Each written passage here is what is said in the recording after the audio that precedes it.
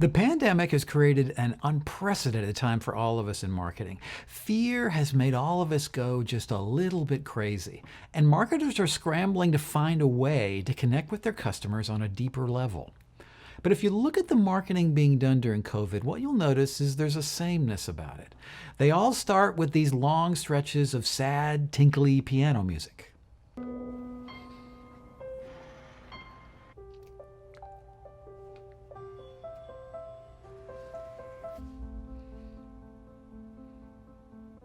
Then they're going to brag about how long they've been serving their customers. For over 80 years. In 90 years. Over 100 years. Nationwide has been on your side. Restaurants have always been there for you. After that, the meaningless platitudes are really going to start kicking in. We will do what we've always done. Take care of people. We're people. People. People. People. People. People and family. Family. Family. Family. Family. Family. Family. Family. Family. Families are families. Families. Even now. Especially now. Especially now. Right now. Now more than ever. More than ever. Today, more than ever. Today, more than ever.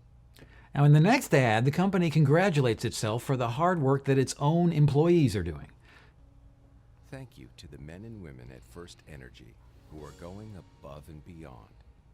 So, because these brands are not really built on a foundation of customer purpose, their messaging tends to regress to a bunch of inauthentic reassurances. Now, this is because a lot of brands have gotten caught with their pants down right now. They've built a brand that was all about their features and benefits. Instead, they should be building a brand that focuses on a pervasive company mission to improve their customers' lives. Now, most companies build their brand on a rather common list of product features. Now, the problem is that features, they come and go. Competitors can very easily build better features. Most brands start with a long list of their superior features and benefits. Then, the marketers lay out a specific advantage of how those features and benefits will improve the customer's life. But I love this card. Bank AmeriCard, Cash Rewards credit card. 1% cash back on everything I buy, period. Now, no question, those features and benefits are important. They're a central part of a brand. But what happens is the marketing tends to solely focus on just these complicated features. So research tells us that this is how we make brand decisions. Our instinctual brain feels something, and then our conscious brain verifies what we already believe. It feels like it's a conscious decision, but what we know is it's mostly subconscious to us. The research clearly shows that at least 85% of our decision-making process is completely hidden from us. Most of us believe we're buying, based on pure logic is what we see. But the research reveals it's exactly the opposite.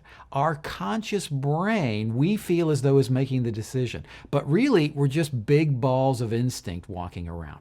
And when you think about it, this really makes sense. For most of human history, humans have been about basic survival. It's been about being out on the African savanna and not starving to death, or finding a cave so you didn't freeze to death. And maybe if you're lucky, finding a good-looking cave lady to pass along your DNA to the next generation. Fancy skills like agriculture and living in houses, those are just the last 10,000 years. So what we know is we are still highly motivated by these survival things. And all I got to do is show you a picture of this yummy food and I can watch your brain light up like a Christmas tree because your caveman is really convinced he's going to starve to death. So we have the idea that this is who our customer is, logical and making really great decisions. But what we know is that's not the case. Our customer, it looks like this. And we've got to craft a message that this instinctual brain can clearly understand. Now, what brands need to remember is that during times of crisis, like we're in COVID right now, we need to default back to these instinctual reactions. You've got to make a clear connection to show how your superior product features are going to fulfill a deeply instinctual need. So what does our caveman want from your brain right now? You've got to show how those features will keep him safe. You've got to show him how those features will protect him in this crisis. He needs to see that your product features have the sole mission of uplifting customers just like him. So let me show you how one company turned this product features into a customer-focused brand.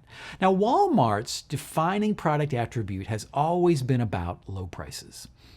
You know the feeling, the thrill of the save. That secret high from stretching $1. That little rush in finding what you need for less. So Walmart unfortunately found that that brand had some big vulnerabilities. Brands built slowly on features will always be at risk. They're going to be vulnerable to competitors and to market fluctuations.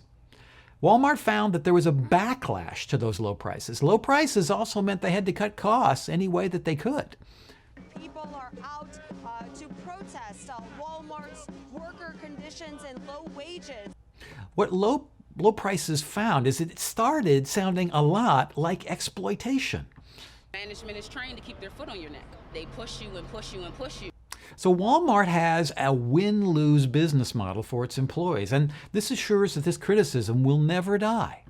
We're tired of being fired and we're tired of being harassed. So if you're going to define your company purpose on basic commodities like price or quality or availability, it's going to be a very long road. So Walmart, after 19 years of being always low prices, said that it needed to switch its slogan line. And what it did is it changed to the slogan line of save money, live better. Now this was not just a change in slogan. What it was is a change in the entire focus of their company. Walmart was selling a product feature, not what the product feature empowered in their customers' lives. And they needed to remind customers of what low prices made possible. Will you find your dad's smile in aisle 14? A long-awaited journey in aisle 10. Yeah, because when you save money on the little things, it adds up to life's more amazing things. Walmart saves the average family $3,100 a year, no matter where you shop. What will you do with your savings? Save money, live better. Walmart. And I get to see the benefit of what low prices can do. And that caveman gets to see the values of what Walmart is living. They get to see what's behind those low prices. He needs to see that Walmart wasn't just a greedy company that was in it for itself. The customers needed to see that Walmart had a truly customer-focused purpose. Walmart's still all about low prices, and it's not going to vary from that at all. But now those low prices have a customer-obsessed purpose. Here comes the town's Easter egg hunt. Well, it's a pretty big thing around here. Without Walmart, we probably couldn't pull it off. I'm sure we'll have even more kids this year, which means more candy, more places to hide it, and, of course, more fun finding it. Get unbeatable prices on all your Easter fun this year. Easter costs less at Walmart. Save money. Live better. Walmart. So Walmart started out as a product-focused brand with always low prices. But then it grew that brand in order to bring about a purpose-focused brand. Save money, live better. And now, as the Black Lives Matter and COVID crisis have arisen together, Walmart has stayed true to its core brand. It hasn't wandered off by offering hollow reassurance. Instead, it stayed true to its message.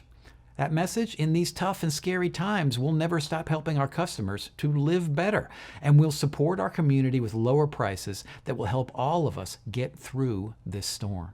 So it's important that your brand not atrophy to the generic "we're with you" ads as you develop your brand. You got to continue to showcase your product features, but make sure that those features clearly demonstrate a customer-focused mission. And if you find that your brand is built on just your product or on your own ego, you need to get busy. You've got to figure out the unique and specific customer-focused mission. It's not about what you do, it's about how you empower your customers' lives.